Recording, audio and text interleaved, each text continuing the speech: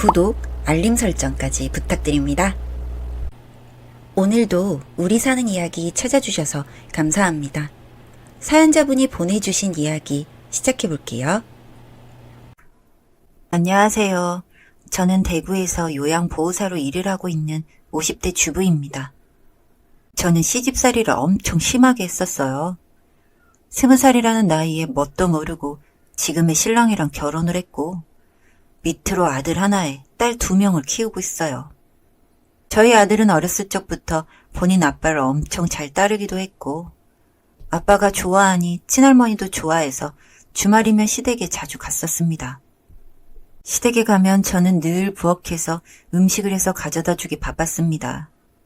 그런 저의 노고를 아는지 모르는지 아이들과 신랑은 그저 신이 났고 홀로 계시는 시어머님도 자주 찾아오는 아들과 손주들을 보면서 많이 기뻐했어요.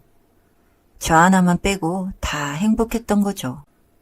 시어머님은 거의 매일같이 전화를 하라고 했었는데 해도 사실 별로 할 말은 없고 시어머님의 넋두리만 들을 뿐이었죠. 얘, 이번 주는 오는 거니? 이번 주는 친정에 일이 있어서 힘들 것 같아요. 친정에 애들이랑 다 같이 가는 거야? 네, 그럴 것 같아요. 친정에 무슨 일이 있는데? 그냥 요즘 좀 적적하신가 봐요. 사부인이 적적할 게 뭐가 있어. 곁에 든든한 신랑도 있는데 적적하긴 내가 더 적적하지. 그렇게 툴툴거리면서 혼자 가고 신랑이랑 애들이라도 보내라는 욕심 많던 시어머님이었습니다. 몇 년 정도 지나니 신랑은 홀로 계시는 시어머님이 마음 아프다며 모시고 살고 싶다고 이야기를 했고 저는 완강히 거절을 했습니다. 모시고 살 정도로 아프거나 하시지도 않았고 같이 살지 않아도 저희 집에 간섭이 많은 시어머니인데 같이 살면 너무 막막했거든요. 저희 거절에도 신랑은 말도 없이 시어머니를 저희 집에서 함께 살게 했고 그렇게 5년간 함께 지내다가 췌장암으로 돌아가셨습니다. 신랑은 처음 함께 모시고 살 때에는 저에게 더 잘해주려 노력하는 듯 보이더니 나중에는 시어머니를 등에 업고 저에게 이런저런 일을 시키며 힘들게 했습니다. 시어머님이 돌아가시고 얼마 후 아들이 결혼을 하게 되었습니다.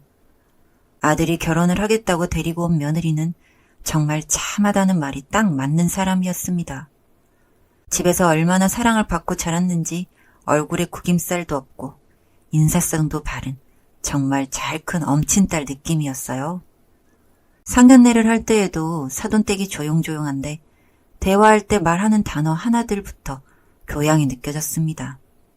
그런 며느리가 저희 가족이 되어준다니 너무 기쁘면서도 한편으로는 아직 아이 같은 저희 아들이 처갓댁에 실수를 하면 어쩌나 걱정도 있었죠.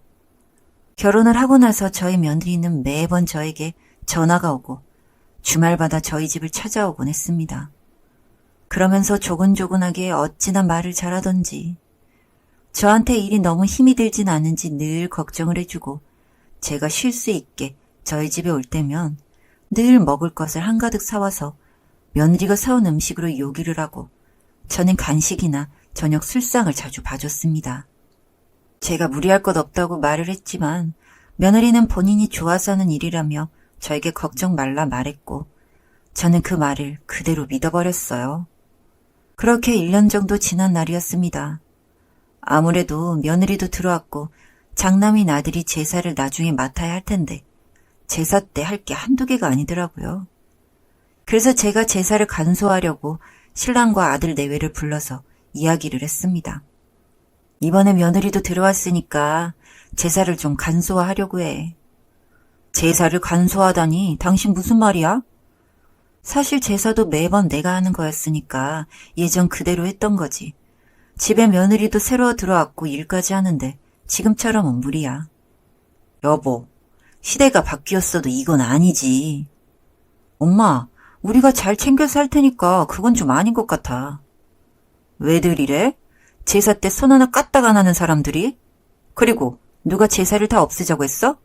딱 손이 일 때까지만 하고 나머지 제사는 그냥 명절에 하는 걸로 퉁 하자고.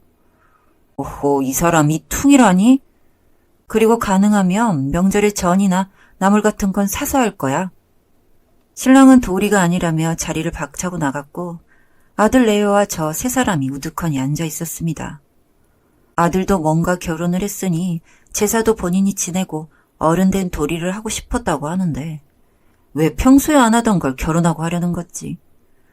며느리는 옆에서 그저 멀뚱히 앉아 있었고 저는 그런 며느리를 보고 아차 싶었습니다. 굳이 며느리가 듣는 앞에서 얘기하지 않아도 되는 말인 것 같았거든요. 며느리에게는 제가 미리 해주지 못해서 미안하다 말을 했고 며느리는 늘 그렇듯 괜찮다며 말하더라고요.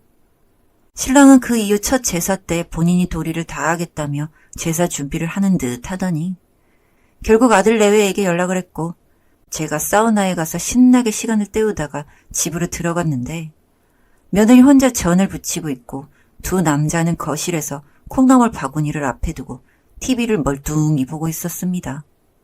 그 더운 여름날에 땀을 뻘뻘 흘리며 전을 굽고 있는 며느리를 보고 있자니 제가 그동안 했던 시집살이가 생각이 나면서 누군가 시키지 않아도 당하는 사람의 입장에서는 시집살이일 수 있겠구나 하는 생각이 들었고 저는 신랑과 아들을 뜯어 고쳐야지 우리 며느리 그리고 나아가서는 아직 결혼을 하지 않은 두 딸들이 시댁에서 당하는 시집살이가 당연시 느껴지지 않도록 할 수 있을 것 같았어요. 저는 목욕 바구니를 현관에 내려두고 그대로 두 남자 앞에 섰고 정리되지 않은 콩나물이 담긴 바구니를 두 사람의 머리 위로 우수수 부어버렸습니다. 이게 지금 무슨 짓이야? 제사 당신 혼자 다 할 거라며 애들은 왜 불렀어? 자식들이 제사 돕는 건 당연하지 왜 난리야? 진짜 하다하다. 내가 이런 꼬라지 보기 싫어서 우리 집 딸들한테도 제사 음식 안 만들게 하는데 부를 거면 딸들을 불렀어야지 며느리를 왜 불러 이 미친 인간아? 뭐? 아 엄마 진정해. 내가 오자고 한 거야. 신랑에게 한참 욕을 퍼붓자 그제서야 제 팔을 뜯어 말리며 아들이 본인이 오자고 한 거라며 이야기를 하더라고요. 그래도 자식된 도리로 제사는 챙기는 게 맞는 것 같아서 와이프랑 같이 온 거라고요. 제사 음식도 같이 하고 있었다고 하는데 제 눈에는 언제 꺼내준 건지 물기가 말라있는 손질한 내 콩나물 바구니만 눈에 들어오고 그에 반해 여러 종류의 전을 혼자 땀을 삐질삐질 흘리며 굽고 있는 며느리가 번갈아 보였습니다.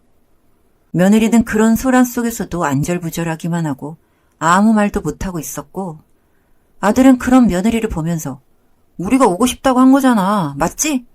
이렇게 이야기를 하더라고요. 정말 자식 농사 잘못 지었다 생각이 들었습니다.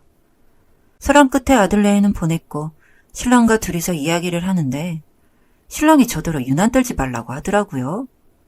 그냥 제가 했던 만큼 돌려받으면 되는 건데 왜 그걸 못해서 신세대인 양 애들을 위의하는 척 하냐고요. 이렇게 애들한테 일을 시켜버릇으라고 자주 찾아오라고 해야 나중에 노후에도 애들이 우리를 걷어서 사는 거라고 하는데 그 말을 듣는 순간 스스로 살지 못하면 혼자 실버타운이나 가야지 이게 무슨 잘 사는 애들 발목 잡는 소리인가 싶었어요.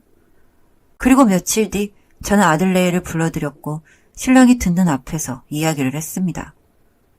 내가 결혼을 20년이 넘는 시간 동안 한 달에 몇 번씩 시댁에 가족들과 갔었고 시어머니와 가족들 음식을 혼자 요리하고 뒷정리하고 날이 좋으면 시어머니를 모시고 꽃구경을 다니고 했더니 몇 년 지나니 내 곁에는 친구도 없고 신랑도 없더라고요.